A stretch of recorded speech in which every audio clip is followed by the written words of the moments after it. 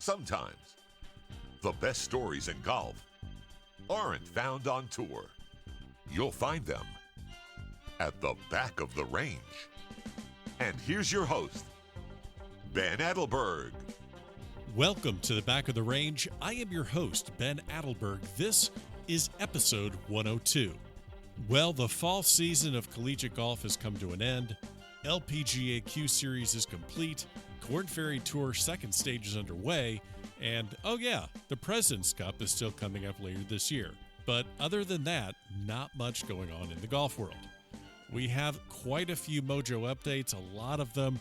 Really cool to see some of the guests that I've interviewed as amateurs making their successful jump to the professional tours. Haley Moore ran through the entire LPGA Q Series and survived the 8-round final at Pinehurst to capture her LPGA Tour card. Chandler Phillips from Texas A&M, he got through second stage of Korn Ferry Tour Q School in Texas. Quade Cummins and the Oklahoma Sooners captured the team championship at the Ka'anapali Collegiate Classic by shooting the lowest team round in program history on the final day, 21 under par as a team in one round. Good luck to whoever's going to face them in the spring. Also, good luck to a few of the Walker Cuppers from this year. Akshay Bhatia is currently in Brooksville, Florida at the second stage of Korn Ferry Tour Q School, and Cole Hammer and Andy Ogletree are going to represent the U.S. one more time at the 2019 Spirit International Amateur Championships. So I'm mentioning all these great players because you're going to see them on the big stage very soon. So get to know them now here at the Back of the Range. We've got a big episode, so I want to jump in pretty quickly here. Remember to keep leaving reviews in Apple Podcast. Put a screenshot up on your social media channels, and I will hook you up with some free swag. You know we're on Facebook, Twitter, and Instagram. All that information is at thebackoftherange.com. If you want to buy some merch, the links are in there as well. Every episode is available in Apple Podcast, Spotify, or wherever you get your podcasts. So, on to this week's episode. Skip Berkmeyer from St. Louis, Missouri. There's an elite group of mid-amateurs in this country, and you've likely heard their names well before they've appeared as guests on the Back of the Range. McCoy, Holtgreave, Elliott, Lutz, Parziale. Well, Skip's on this list, even though he'd never say it himself. In fact, you'll hear Skip talk about just about every great amateur around on this episode, but never really mention his name in the same sentence. So Skip, I'm sure you're listening right now, and I know you're going to cringe a little bit when I mention your accomplishments, but it needs to be done. Skip is a 3-time Missouri Amateur Champion, a 4-time Missouri Amateur Player of the Year, and a 3-time Missouri Mid-Amateur Champion. He's played in, shall I say, more than a few USGA Championships. Don't worry, the exact number will be revealed later in this episode. This episode was recorded before the U.S. Amateur earlier this summer, and Skip and I talked about his playing career, but also the state of the amateur game. Reinstated amateurs, mid-ams on the Walker Cup team. Should the Champions Tour get younger? How to balance work, life, kids, and everything else that gets thrown at us weekend guys while still trying to keep the game sharp. Chatted about a lot of topics. You'd think that Skip knows a little something about talking about golf on the radio. Well, he does. We discussed the golf radio show that he's been a part of for over 20 years in the St. Louis area. So before I give all the details away, why don't we just get this episode started? Is it okay calling you a Missouri golf legend, or are you too young for that? I mean, I think legend is you're dead. Maybe living legend. I love it. Oh, okay, good. We got confidence on this episode. I love it. Living legend Skip Berkmeyer this week. Skip, welcome. But I don't think that's a good. I don't like the title living legend. but I'm saying that would be better than legend. Let's just put it that way. Living accomplished golfer Skip Berkmeyer joins us this week. Skip, welcome to the Back of the Range. How are you? Well, I appreciate you having me, Ben, and it's good to talk to you. I'm looking forward to the conversation. Absolutely. Well, we've been trying to do it for a while. I think I'll take most of the blame on this, but I'm glad we're able to get it done. This is kind of coming off an incredible accomplishment. Well, not incredible. You're a living legend. We've discussed this, but coming off of qualifying yet again for another U.S. Amateur, another USGA appearance coming your way this summer, just in a few weeks, coming up at Pinehurst in August. So let's kind of jump into what I love doing when introducing guests that have multiple USGA appearances on their resume. It really connects you with the everyman golfer and puts things in perspective. How many USGAs roughly have you played in? Which one will this be? I think this is, by my count, two different counts, because I made two teams for the United States Golf Association when they had the state team. When it's now rest in peace. It's now gone. Yeah, which is not I'm not a fan of. But I count, I think 34. I think, but I think it's by USGA count is 32 because I didn't actually play in two of those state teams that I made. So I believe that's it. It's over 30. I'm getting older. It's harder to remember. I can't remember to take out the trash. So to remember that is sometimes tough. I'd have to put pen to paper, but I have too much on the plate to do that.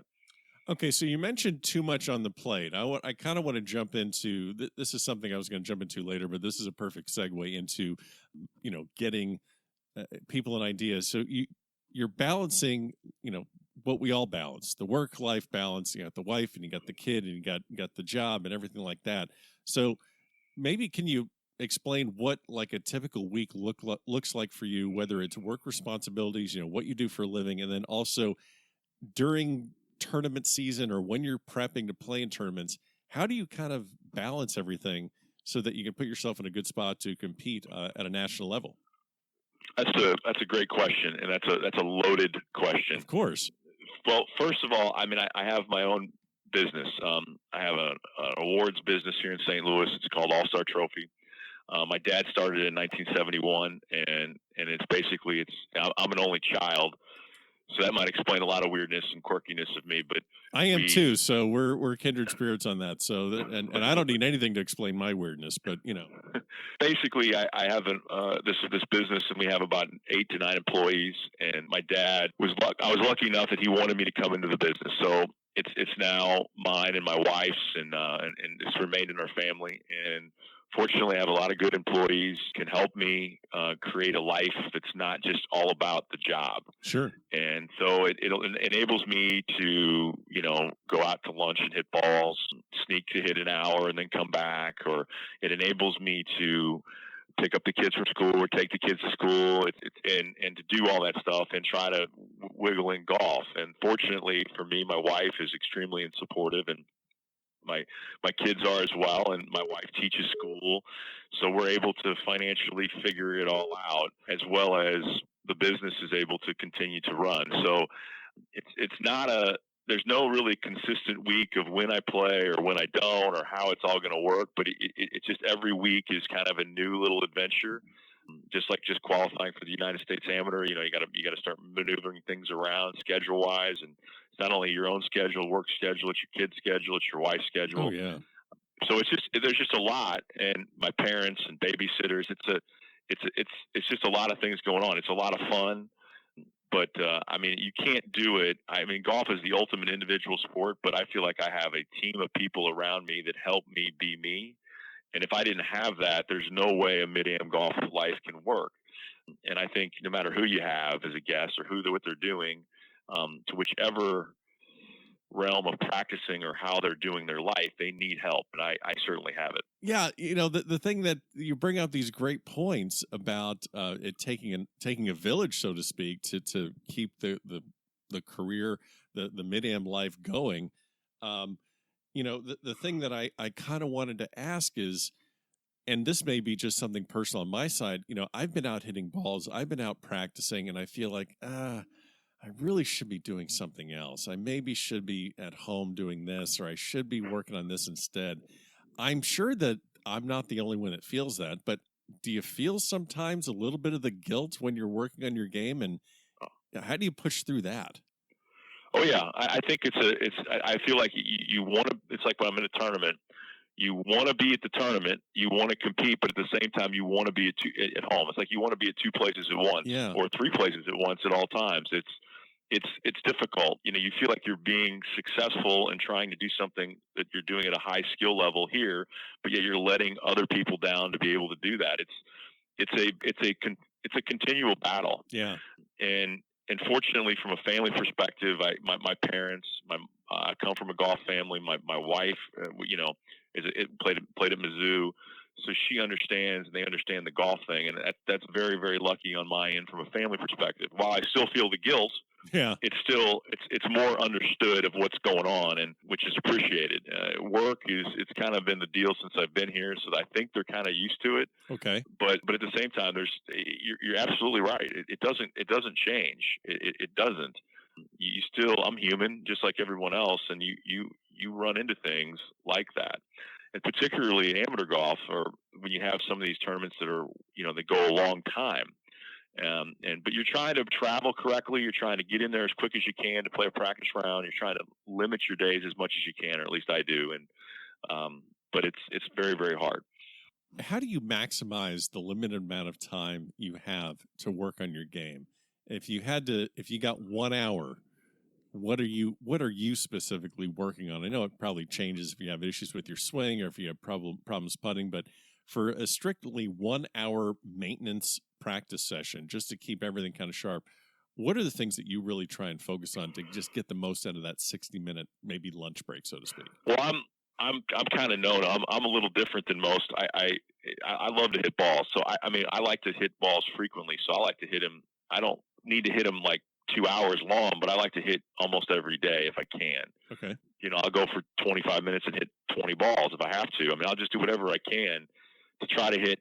In my mind, I'd rather do more frequent and small doses than do the huge practice session, every once in a while. So sure. The other thing I like to have are eyes on it. So I've got a buddy, some buddies here that have helped me throughout the years with my golf swing that have watched me hit it. I've got video from the past that when I'm trying to make sure that it doesn't get out of control. I think golfers, we exaggerate feelings to help our game, and we're looking for that feeling, and sometimes you take that feeling too far. So I'm always trying to do, I would call maintenance, to make sure that I'm not taking it too far. So there's those eyes that help. There's certainly video that I can send to, like John Tattersall, who's a friend and a teacher in Atlanta that I've sent stuff to, and who helps me. So I'm always trying to figure out a way to keep the maintenance high and to create new feelings to make sure that I don't go too far one way or another. I'm pretty athletic, so when you tell me that you need to swing out to the right, for instance, I'll swing so far out to the right that it'll be ridiculous. Yeah. So that's I'm always trying to balance that kind of stuff. And I do think short game stuff, and to me, the best technique you have, the less you have to maintain. So if you have an unusual move, you really have to work on it to make sure. So if my technique's good, I don't have to practice as much. So that's a great tip for people listening. The more attention that you feel that the more attention that you pay to the fundamentals keeps things kind of on the right track longer without as much work or as much. I do. Yeah. Okay. I do. I think if I remember listening and was in a short game clinic with Stan Utley, and Stan Utley was talking about those same principles of having good technique, that you don't have to worry about excessive practice, because that technique is going to be reliable all the time because it's a good technique, a good habits. It's the problem when you have an unusual grip or an unusual style of doing things. Certainly you can. We've seen the history of golf. We've seen Hall of Famers do things that are weird. But if you have, to me, sound fundamentals and technique, it's a lot easier to repeat under pressure. Because if you're nervous under pressure, really, really nervous, where you're like scared, you probably have a good reason that you are scared. Yeah. Because you're probably not either practiced with it, or down deep in your heart that it's going to be hard to replicate. No, that's excellent points. I want to talk a little bit about some of your successes and some of maybe the close calls you've had in these USGA qualifiers. You've as you said, you've played in over 30, made sectionals for the U.S. Open several times. But before we do that, you mentioned, I just want to hit on this. You mentioned you come from a golfing family, and I think you're underselling that just a little bit. So I know a little bit about your mother's achievements in golf, and I also know a little bit about your wife's achievement in golf. So let's talk about Mom first. First USGA Championship she played in was, I believe, 1969. She's a senior. Yes, I think that sounds right. Yeah, she's a senior women's, a USGA senior women's amateur finalist in 2002. And then my favorite stat is 9 consecutive Missouri Senior Amateur Championships starting in the year 2000. So she's remarkable. Yeah. Yes. So how did you get introduced to the game? What was golf like for you growing up as a child? Well, before I get to that, I have one other stat that I always like to brag about my mom. She was the first woman to ever get an athletic scholarship, I believe, to the University of Missouri. Wow. So, and she was a curator for the University of Missouri, very proud Missouri Tiger, and she's remarkable. And in that final that she lost to a Golf Hall of Famer in Carol Simple Thompson in the final. So she does have just a historic career, and she's truly legendary around here as far as the game of golf, and a 5-time state champion. But no, I got introduced to the game. Her father was a professional and a superintendent in Iowa, and was around like Fort Madison and Ottumwa, and then worked their way down to Kirksville in Missouri, and then came to St. Louis to a club here called Algonquin Golf Club. And so her was a professional. So she got introduced that way.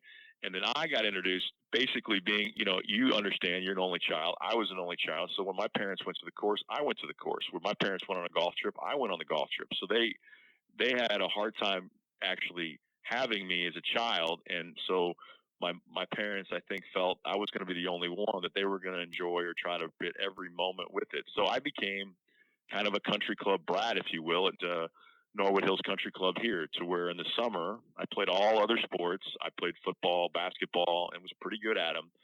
But golf was a summer kind of activity that I did with my parents, and certainly it's not an easy thing to teach your kid how to play golf, but they did that, and they instilled it, and we went through the tough times, because it's not an easy thing to do, as I have a child to try to teach. Yeah. But fantastic, so happy that we did, and really, I think they always knew down deep that I would be pretty good. And then once I dropped the other sports when I went to college, that's when it kind of happened. But that's kind of the mini version of how it happened.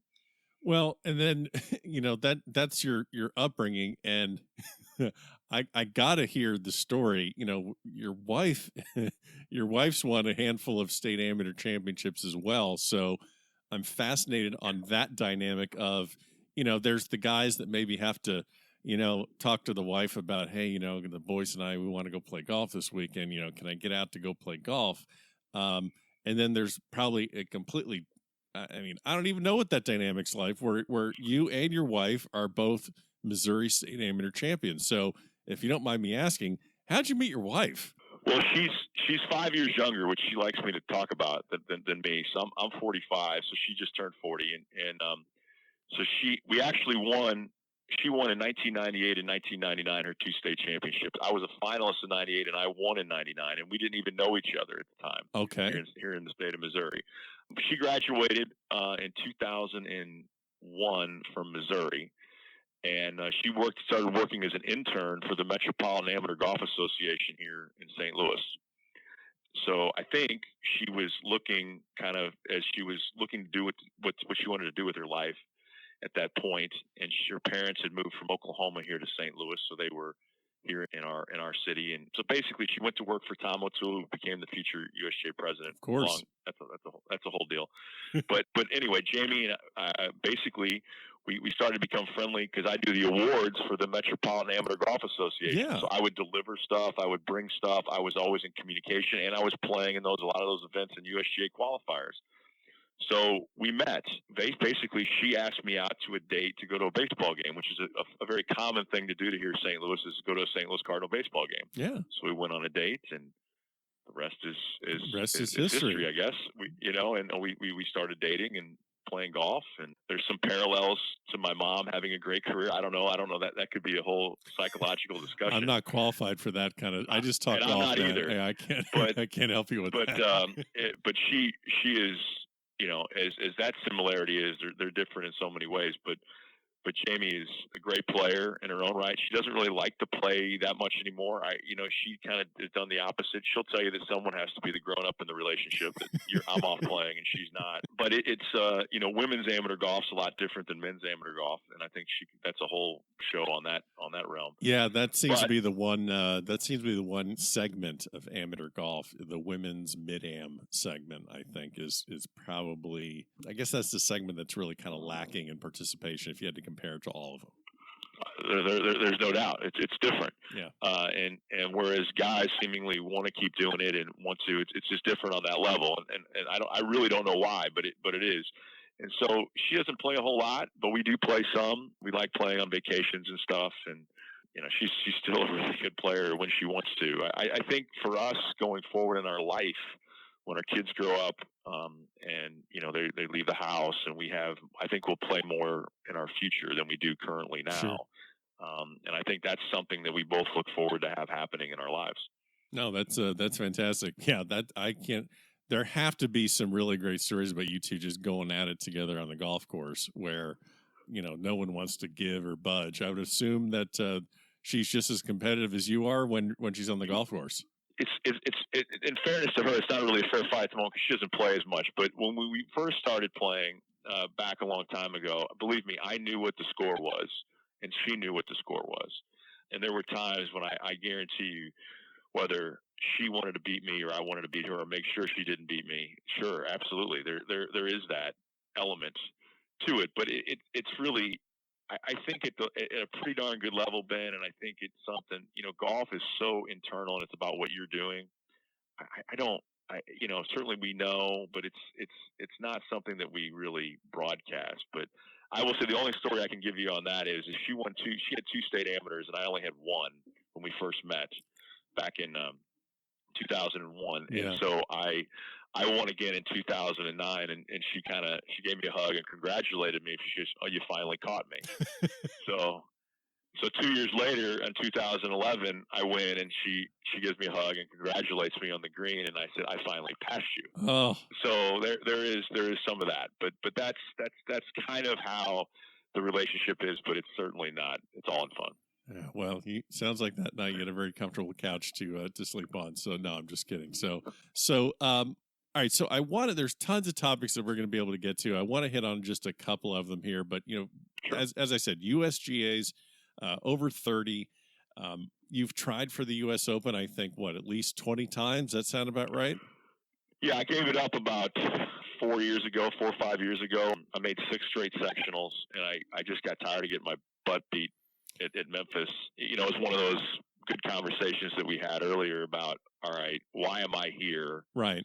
For this small portion when I'm missing a swim meet or I'm missing that. I play in other events. The other events are way more fun and it's a better experience. Why am I putting myself through this just for 36 holes in Memphis or whatever? I think when the USGA changed their qualifying sort of system, meaning they took away a lot of sectional qualifiers from around the country and they made more super sectionals, if you will. They used to have 16 or 15 or 16 of them. Now they're down to like 10 or whatever, and they made it more international. It kind of changed my perspective on that event because I couldn't, I can compete with them on courses I know, but going to another place and more mini tour, it wasn't going to work.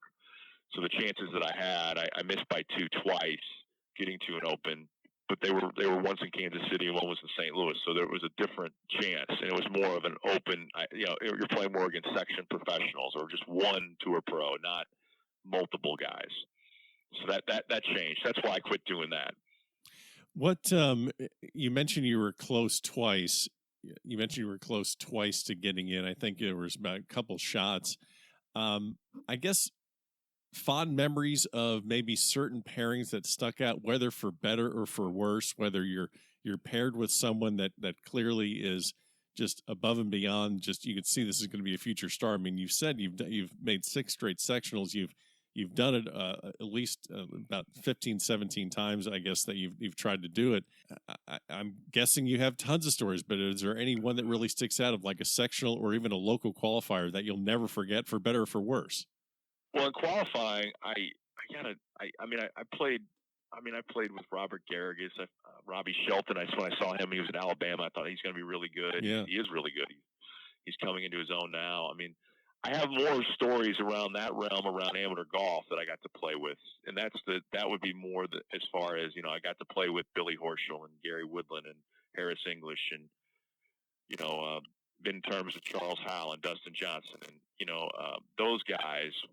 When you play with them, I've had more of that kind of stuff, like the Porter Cup or amateur golf. But qualifying, I don't really seem to recall. I never got like the Adam Scott pairing, or I never got like, Right. playing with someone that's a little bit unusual, if you will, that shouldn't have been in the qualifier to begin with, but they happened to slip in. I missed twice, and they were local, and they were chances. And I felt like the one I should have made, I putted horribly and still could have made it. So anyway, I don't know if that answers your question, but I didn't, as far as a USGA deal, I never really had any, I would call famous. I mean, I just played with Scott Fawcett at the U.S. Amateur qualifier for a day at the Decade Golf Guy, which was unusual and interesting at the U.S. Amateur local. But that's as far as weird I can kind of tell you at this point. So the U.S. Amateur qualifier that you just got through. So you're 45. You just get through. You got through last year. You're at Pebble Beach, and then obviously this year you're at Pinehurst. I'm guessing you've been trying that you've been doing U.S. Amateur qualifiers for quite a long time, and you're probably more qualified to speak to the change in the amateur game and who you're running across in the last 15, 20 years that you've been doing this, or even longer. Is it that the younger players, like it's said on TV and like other people throw in the idea that they're bigger and they're stronger? Does it necessarily mean that makes them a lot better? Or is it just that they are able to overpower golf courses more so than perhaps in years past? Well, I think that's in my mind, I've been doing this. My first U.S. Amateur was in 1995, and now, so there's a big span of, I was at Newport when Tiger won, and now we're here. I just think there's just with the equipment and with the modern technology and with instruction and all things that they have gone on, they're just better athletes and better now than they ever have been. And there's just more of them. And I think that the difference between a mid-amateur player and the elite collegiate amateur player, top 100 in the world, whatever you want to say, the difference is just so much greater than it used to be. I used to feel like, even in 2006 and 2005 and 2004, when I was playing more out there against an amateur golf, that I had chances on certain conditions. There was more of a chance. There was a greater percentage of my success. In 2006, I finished second at the Porter Cup in the final group. I was with Gary Woodland, and I got a little bit of what was to come, I think, right, in not only amateur golf but in professional golf, and seeing that athlete unleash it, and doing things that I've never seen before. And that's just more the commonplace now. So I just think there's just a big gap there that there wasn't before, or a bigger gap. And they're just really talented. I mean, I think the equipment's better. They're in better shape. They know exactly what they're doing with their golf swings better. They don't hit it out of play near as much. They now know how to play golf more because of things like, like I was just talking about Decade Golf, or they know how to play more. So the advantage or the thoughts of how I can compete are kind of getting pushed aside more and more. I think there were 4 mid-ams last year that made the cut at the U.S. Amateur. One Stuart Hagestad, who's on its own planet of mid-am. Oh, yeah. He's different than the rest of us. And then there were 3 others. It's different. I mean, Garrett Rank was one of them. And he's almost different as well. So, the old guy that sort of has a job and a family, it's just different. I mean, I was the oldest to make match play by 15 years last year. So that just gives you an idea of where the sport is. And it when you went to the U.S. Amateur in 1995, you probably have 20 mid-ams that may have made the cut. 15 to 20 made the cut. Now you have 4. So there's a huge difference, and the game is getting younger and stronger, and it's certainly going that way. What, as far as mid-amateurs, as far as, people that are, 25, 30 years old, even, in their 40s, you've been able to play some of the greatest invitationals all around the country, whether it's playing the Crum Cup at Pine Valley or playing the Thomas or the Coleman. I mean, that is such an elite and special place that you're able to take advantage of and able to play in. the relationships you build there, who are some of the guys that you just look forward to seeing every single time you go play these tournaments, where if you have time, you got to get a beer with that guy and have a conversation with? Well, it's interesting how it's evolved. I still feel so fortunate that, to be able to get invited to these events. I mean, you feel like, I don't know what it's like to get the Masters invitation for those guys, the professional, but they get excited when they see it. I get excited when you get invited to those places. It's a lot of fun. And to know that you're still accepted and wanted, and that, because they not only want you to be a good golfer and have a resume, but they want you to be a good person. And sure. I think that's part of it. And I always say that 95% of people in golf are good people. I mean, certainly there are some asses out there, if you will, but I will tell you that most people, their heart and their intentions are in the right place. So when I go to these events, I've really, really enjoyed it. And when you first go, it's really kind of intimidating. Oh, of course. I mean, it's spooky because and it's just, you don't want to do anything wrong. You don't want to say the wrong thing or do the wrong thing. For me, so what I've done, and what I started to do, and I've heard you talk to Nick Gillum and Patrick Christovich, who's from Louisiana, and I basically in 2012, I said, let's practice rounds. Nobody likes them. I mean, we like to play them, but it's like, it's different for a minute. Let's get a game. Let's do something. And so what Nick Gillum likes to give nicknames to everything, so he called it Skippy Bucks.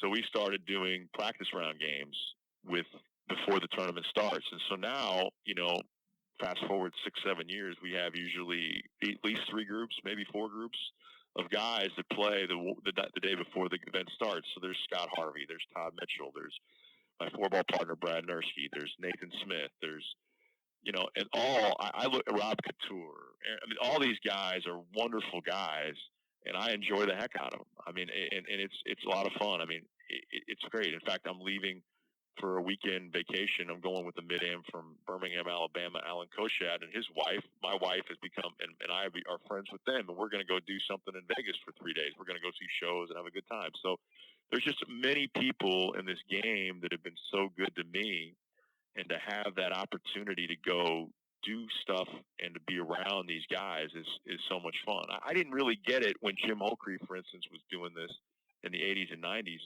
Like, well, why don't you play the State Am here? You're not winning it every year. Why are you going to all these places and traveling all over? Let's play here. Yeah. But you really are not only going to play these events, but you're going to see your friends.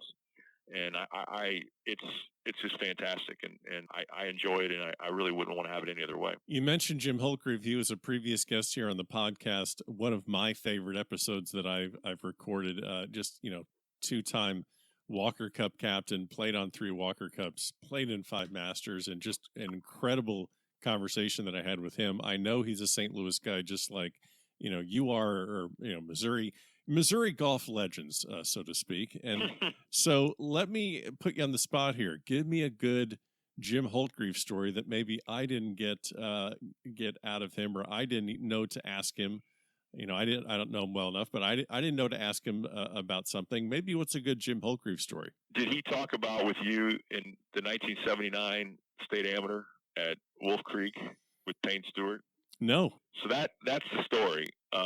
So in I wasn't there, so I've heard it several different times from different people. I think Payne even reflected upon it in his book, or the book about Payne. It was reflected on, I should say. And basically in 1979, Jim had just qualified, I think, in 78. You just did the interview, you would know probably, but I think for Cherry Hills and the U.S. Open. Yeah. And it was not low amateur. I think Bobby Clampett was, but he made the cut and played 4 days. So he was kind of starting to become the big thing around the state of Missouri. And Payne was at SMU, and at the time, and was becoming a senior, I think, by 1979. But Payne had a lot of talent, and his dad, Bill Stewart, was a legendary golfer, former state champion from Springfield, and a wonderful guy, highly respected in the state. And the story goes is they both were at Wolf Creek, which ironically is in Kansas, but it was a Missouri amateur. And they played, and they were going to play each other in the final the next day. And they had run-ins all week because Payne was mad at Jim for pace of play. And at the time, he was very, very brash. But from what I understand, it got heated. and there was almost a little bit of an altercation. There were words before the match even started. And so when the match started, and from the day before, and so when the match started on number one at Wolf Creek is a 300 and something par four down the hill. Payne Stewart had the honor. He drives the green, and he looks over at Jim and says, "Catch that, fat boy." Oh, wow. So yeah, I mean, so later, the best part of that story isn't that it's an interesting story, and there was a lot of heat around that. And Tom O'Toole was the president of the USGA, obviously here the last I guess a few years ago, was caddying for Jim at the time during that final. So it was interesting how that all came about. But the best part is that all came full circle later in Payne's life when he apologized to Jim for all that and became a Christian and certainly wanted to make amends for those things and said he was wrong by it, and they became friends later in life.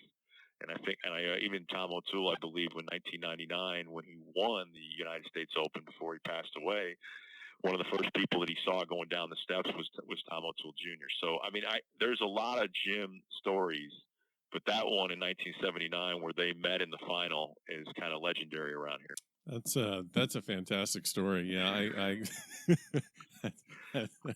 I guess I'm trying to figure out what the ages would have been there because I'm thinking, let's see, 79. So Jim is probably like 30 at the time.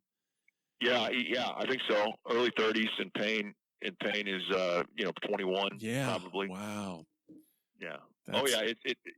There's always in our state there's a little bit of a we in St. Louis are over here on the East Coast, and there's the rest of the state, and there's always kind of a little friction in interstate stuff, and so that's kind of how that all there's that going on.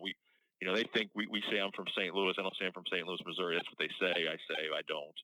But there's kind of that little vibe going on here, little competitive juices, and it's all from the past anyway. It's not anymore, but that's kind of how when you brought up, that's kind of how it is. It was interesting anyway. Interesting. You've talked about playing mid-amateur tournaments and traveling. I'm sure that there are several times when you guys all get together. It's not just talking about, catching up with families and talking about your own games. I'm sure you guys are talking a lot about the state of the game itself, whether it be on the national level or more locally. I'm sure you have opinions and thoughts on, topics like, mid-amateurs playing at a Walker Cup, or perhaps, like you said, the fact that the U.S. State Team Championship has gone away. The U.S. Amateur Pub Links has gone away in favor of the U.S. 4-ball. Do you like where things are for the game for the everyday mid-am player that's got the wife and 2.2 kids and the the car and the garage and all that stuff and the dog? I mean, where do you feel that the game is at this particular time for the everyman that's trying to spend more time playing it? Well, definitely it's a loaded question. We definitely have opinions. I mean, golfers always have opinions. I mean, no matter what level. If you've been around country clubs or golf clubs or public golf course, there are somewhere right now there's probably men or women sitting around with a cup of coffee with opinions in golf. So there are plenty. Us as a group, I think for mid-ams to generally answer your question, things are pretty great. I mean, I think we have great events. I mean, who's going to complain about it? Where we go to play? I think it's fantastic. I think we care about our sport, and we're very, very fortunate to be able to do those things. I think the hot topic issues that we talk about the most are, I guess, for me, I think pace of play is always talked about from the USGA perspective. We talk about reinstatement, I think, is another topic that's always talked about from professional to amateur golf is a hot button topic issue. The new rules this year have been kind of a hot button topic. I mean, and so I think, depending on the flavor of the week or I think there are always issues to discuss. And I think the great part about mid-ams, I think, is there's room to disagree and to still be okay with that. And I think it all usually surrounds with the United States Golf Association and what they're doing. And because our life or our goals are mid-am golf, or try to win the mid-am, or to try to represent our country or to do those things. And a lot of my friends have been able to do that. And certainly those are the things that we talk about. I mean, specifically things that lately that we've been talking about that would be, I think, clarify if you want to know that. I would think, for me personally, my opinion, like I hate the 3-minute ball search on the new rule. I tweet about that all the time. I can't stand it. I think it's an awful rule. I change.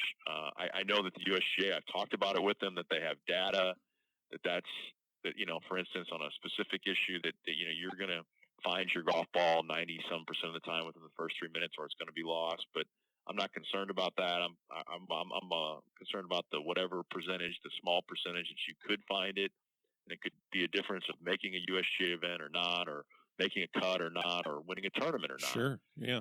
So that would be one. So those are the kind of topics of conversation that we have, and like reinstatement or pace of play, and I mean the pace of play policy. Yeah, let me jump in on reinstatement. You've seen a lot with U.S. Mid-Am Championships, a lot of reinstated amateurs that, these guys have played professionally in the past, where it seems like there's less and less spots for the guys that never turned professional. Or, well, I shouldn't say less spots, but it seems like there's a less of an opportunity for the average everyman that has never played professionally to really go deep in that tournament, because he's at some point going to run up against a former professional. And whether or not I don't know what you do to prevent that, other than really looking at what you have to do to get to be reinstated. There's people that it takes a year and they get back. How do we create an environment where you can have a guy that's never played professionally feel that he can compete on the national level? Well, I think everyone's for reinstatement. I think people want people to come back. I think you should have the opportunity to. Sure. I think absolutely. I think our game is better. I mean, I think the USGA would be horrible if they didn't have that. I mean, we're about inclusion. You want to grow the game of golf, and they exclude a segment of people from coming back to playing would be horrible. I just think the issue is in a lot of ways, sometimes the United States Golf Association does stuff. They're not very public about it. I think that they have a set of rules or a set of lists that they follow of how they determine how many years you get off, or how many years you can't play, or however you want to call it or say it.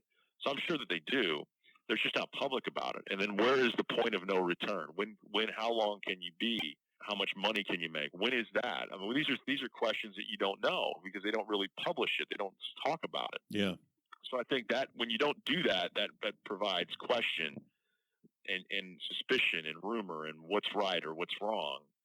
I don't really care what they do, as long as to me, you have to start at the point where, okay, where can they never come back? There has to be a point when it's not going to happen. Okay, it's Tiger Woods is not going to come back, right? Okay, so where is that line? There has to be. Where is the line? You know what I'm saying? Let's start there, and you work backwards. Right. And I think that is how you try to figure it out. And I just don't think that they're going about it the right way. It's not that, and maybe they are behind closed doors. I don't know. I think that's also part of the problem. So I'm for it. But I mean, you can't tell me. I mean, I played in a 4-ball qualifier last year with Jason Schultz. Jason Schultz is from Missouri. He now lives in Texas, and he played professional golf, I think, since about 2000. And he had to wait 5 years to get it back, and he's playing, and we're playing together, and he qualified, and he made a long putt and made it, and he's a good guy and a friend. I'm happy they went and they played the 4-ball. And my thought is but those skills and that knowledge and all that stuff that you accrued all those years doesn't really go away. Of course. It's still there. It's in there. You were a professional for a long time. So my thoughts are, I think Jason waited 5 years, which is probably was appropriate under the current rules. But is it appropriate? I don't know. I'm not the one who's saying it should or shouldn't. Right. Of course. I just would like to see them to be more defined, if you will. That's what I would say. Who are maybe some of the guys that you look up to as established senior amateurs that you're able to see on a year-to-year basis? I'm assuming you're seeing guys like Gene Elliott and Mike McCoy, Absolutely. Midwest guys. I've known Gene and Mike for a long time. I mean, I think Gene Elliott won the Missouri Open when he was a professional. Ironically, I'm talking about that, and back in the '80s here in Columbia, I believe. His name has been around the Midwest. So is Mike. I mean, certainly you don't have to look too far when you have people that play the game at a high level. I mean, a guy that I really, really enjoy, that I like, that I've gotten to know is Brady Exper, who's from in Las Vegas. Yeah. He's one of my favorite people. He's a fantastic player. I know he's won internationally. I just enjoy being around him and that. So, I mean, there's several. I mean, Chip Lutz is a great player. I mean, there's just, you name it. There's a bunch. Sean Knapp is a great friend who's just won the senior amateur and turned 55 here a couple years ago. We played together. Yeah, you mentioned Skippy Bucks. Tell me about your practice round at Pebble Beach with Paul Simpson. Yes, it was great. I never played with Paul. It was the first time I had played. I'd obviously seen him and been around him, and it was Parziale, Harvey, me, and Paul Simpson. And yeah, I mean, it was great. I mean, it was just a lot of fun. So we played, and we rotated partners every 6 holes. Yeah. So I got to be his partner. I mean, speaking of legends, that's a legend. And we just had a lot of fun. I mean, there was no, you don't have, playing in that deal, there's no there's no thin skin. You're going to get it at some point. And we just had a great time. And it was a lot of fun. I mean, Matt Parziale's dad's caddying for him. I got one of my best friends caddying for me. There's just, you're at Pebble Beach. You're in a great mood. It was just a wonderful day. It was a wonderful morning. I mean, the day before, I played a practice round with Matt Parziale, Harvey, and Garrett Rank, and we played Cypress Point. So, I mean, that whole trip Hard to was beat just that. there was one memorable deal after another. And the next day, I played Spyglass with Sean Knapp, Charlie Waddell, who just qualified for the amateur, a great player from Chicago, and Garrett Rank, a great friend. So, I mean, that's, to me, what golf's all about, is to play with people that you like and you respect and you love. It's awesome. And that was, it was a great trip. And Simpson gets in as a qualifier for that, doesn't he? He didn't have an exemption, did he? I think he did. Oh, he did. I think he had an exemption. Okay. I think he had a senior. I think the senior amateur, he was a finalist. Okay. Yep, that's probably it. Okay. Yeah. Because that's awesome for him to go out there. Because what is he, like 65 years old? Yes. And I mean, so as you're talking about people to look up to, how could you not look at him and say, there's a great example of somebody that you want to play, that you want to play with or play like and be around and learn from. I mean, it's just a lot of fun. That's awesome. And it's perfect. So people listening are going to say, man, this guy Berkmeyer's kind of got a radio voice.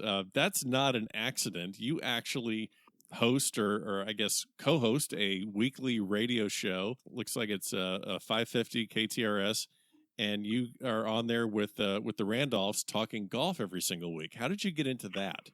That's another great question.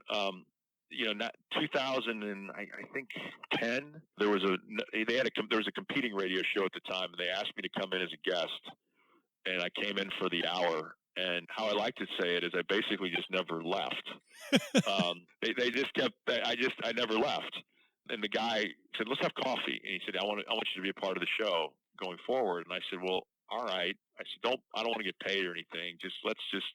Let me see if you like me for a couple of weeks, and I see if I like you and see if it works. So we did that, and then part of that was Jay Randolph Jr. did the first hour with us. It was kind of unusual. They're doing 2 different shows, but he was doing the morning and the first part of it. And so I got to know Jay Jr. really well. We were always knew each other, but we got to become pretty darn good friends. And so when that show went by the wayside, Caddyshack here in St. Louis, we now started. The Fairways and Greens was still going on. It had been doing it since 1992. So it's now 27 years going. Wow. He was doing it. He started with Jeff Smith, who here in town runs Walters Golf Management. At that time was the Gateway PGA section director, executive director. And so they did a show for many, many years. And one of my goals growing up was always to get on the show, because if I got on that show, then you arrived.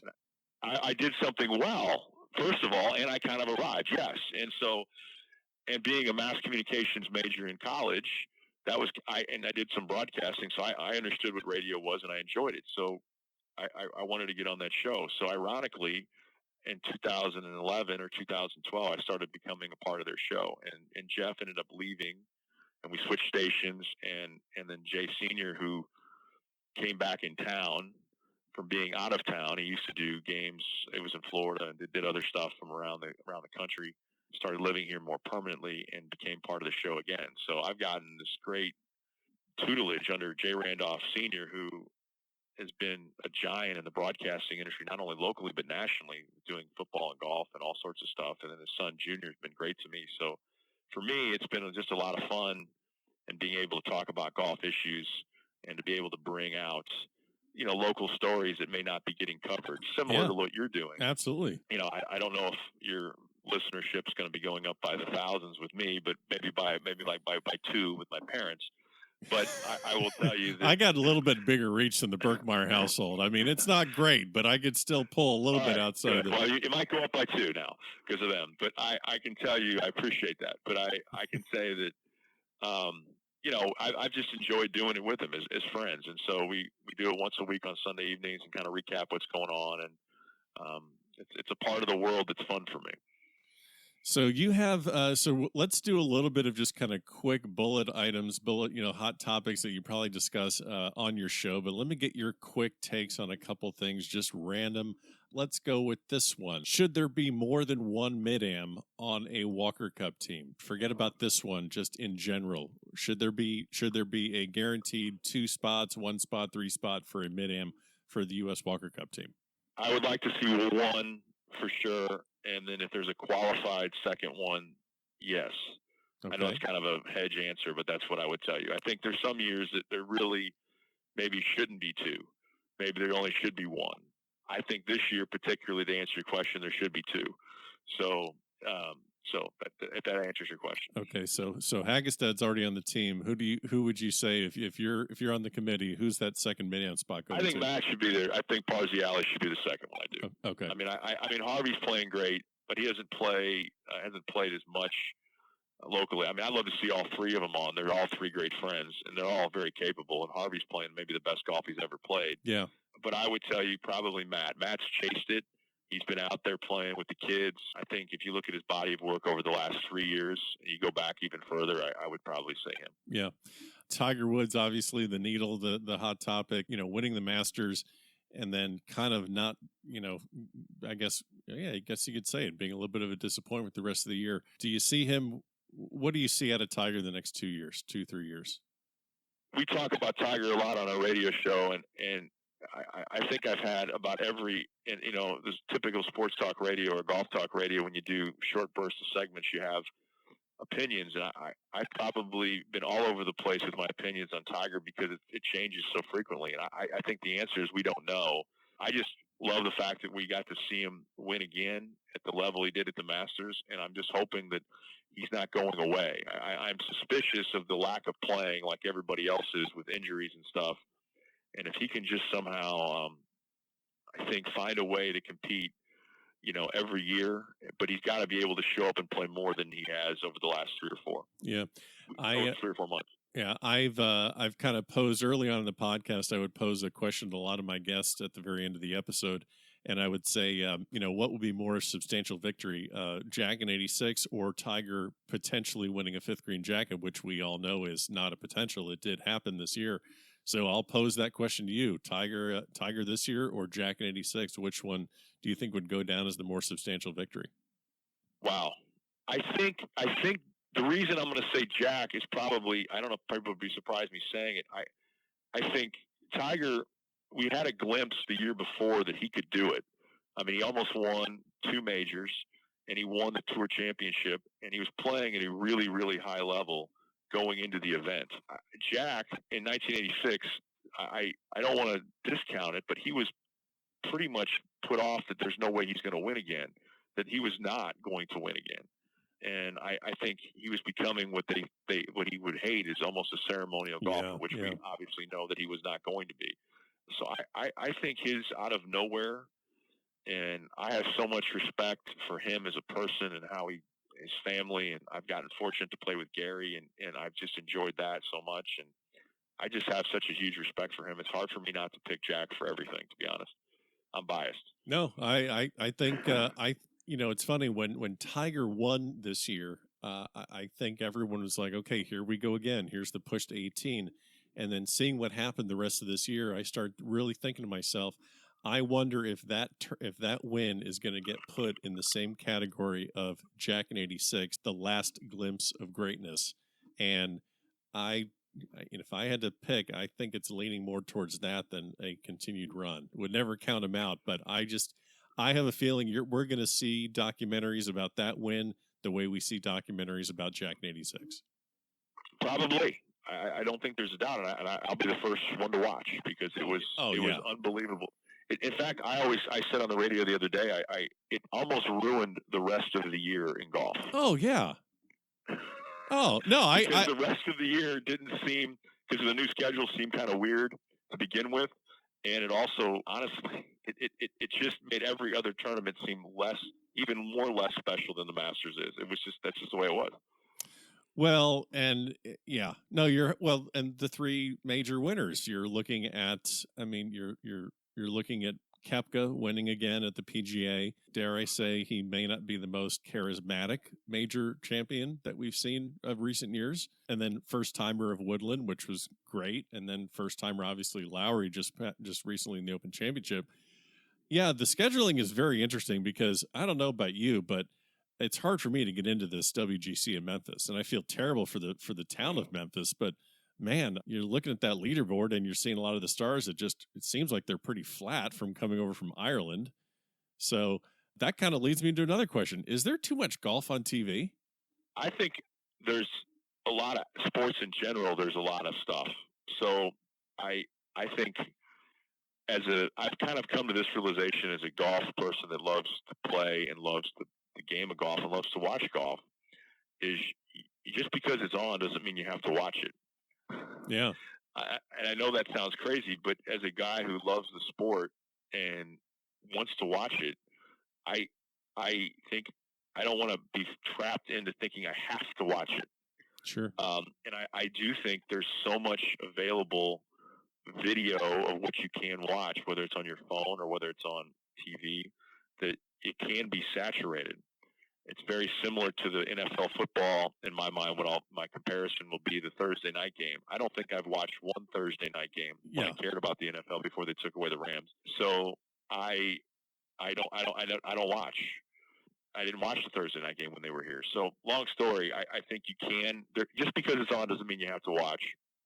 But I do think to keep up, the PGA Tour has to have all these outlets, and they're getting paid. And it's not like those guys that are playing aren't getting paid. They're getting paid plenty of money. Okay, I like that take. Let me throw another one out at you that's been rattling around in my brain for a while.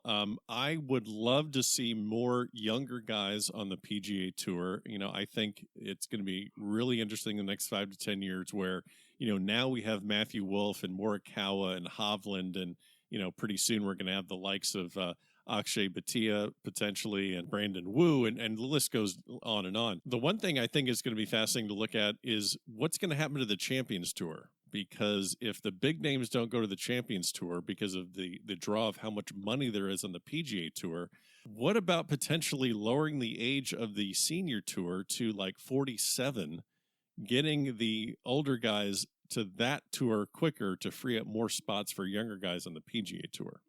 Well, I do think that there's more of a dead period than ever. Yeah. A dead zone, if you will, between, and you can, for different players, it's different ages, but, between 40, could be 40 and 50 on the PGA Tour. I think I saw, whether you're the Jason Bone of the world, or if you're the, that's a perfect name, because I was literally going to just say, like, there's not a lot of Mickelsons and Strickers out there that can compete at that level. A lot of them are like you said, the Jason Bones, the Tim Herons. Yes, that they won't need a place to play. But at the end of the day, this is not a shot at those guys. No, of course I don't not. know what it does for the PGA Tour champions. If they come out early or not, is it going to change how we watch it? Is it going to change how the regular golfer watches it? I don't know. That's the question. I don't think that it would. I mean, does it change how the PGA Tour player plays in it? Is Jim Furyk now going to play in that and not play in Hartford? I don't know. Yeah, that's a great. Is Steve Stricker, would he have played earlier on it? If he could have, a lot of it's player driven, that they have to want to be committed to it. I mean, when Lee Trevino came out to the senior tour back in its heyday, he played every week. He wanted to compete and play. He wanted the money. He wanted to compete. He wanted to create history. He wanted to play against Jack and Arnie and his friends. It's just so much different now, and they're getting to the tour so much earlier now, and they're making so much money earlier. I don't know if the prestige of playing on that tour, no matter what you do, changes it. So I think you are left with what you have, which is really good golf. And I watched the Senior Open, watched Steve Stricker and Jerry Kelly play, and enjoyed the golf experience. But I think that's what you have is what you're going to have, in my opinion. Yeah, I would just love to see some of these younger guys that are really chasing it on the Korn Ferry Tour, or even guys on a Latin America tour, Mackenzie. Man, I'd love to see those guys that really are super. I mean, they are just incredible players fighting for their jobs, fighting for a career. I guess I would find more interest in that and illuminating a career and a backstory of a younger guy than, and again, nothing against the names we mentioned, but, I guess there may be not enough attention or drama around a guy that's 42 years old that's just, trying to, maybe hang on, make a check, make something happen where they've already been on tour for 15, 20 years.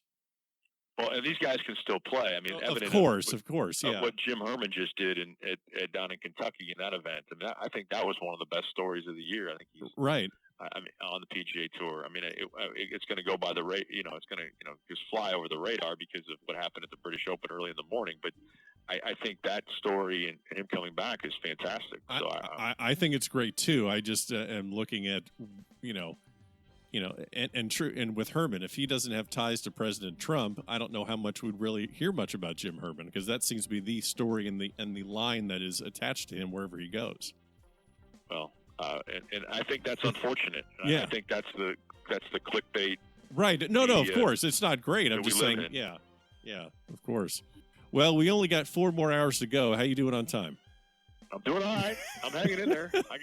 I'm doing all right. I mean, you ask what you want. I'm good. I know. No, we may need to do another one. I'm gonna close this one out because we're already at like 1:12. So, Skip, I have a feeling that that we will need to do this again in the future, because there are just way too many topics that we can just unpack and undress and just talk ad nauseum about. But I'm glad we're able to do this. Congrats on, again, qualifying for this year's USAM.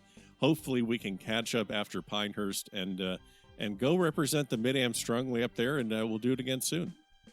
Well, I appreciate you having me. I really appreciate what you're doing here with this podcast, and I'm a fan. I don't know. I hope people will enjoy it. I've enjoyed talking to you, so I guess that's really all that matters. That's all that matters. It's just you and I. I appreciate it. It's just you and I, man. There's no one else listening. Don't worry about it. So I appreciate it. Thank you for having me. And there you have it. Special thanks to Skip Berkmeyer for joining us this week here at the Back of the Range. Don't forget to leave a review in Apple Podcast. Go ahead and visit thebackoftherange.com for more information about the podcast, all of our previous episodes, and all the links to our social media channels. We'll see you again next week for another episode here at the Back of the Range.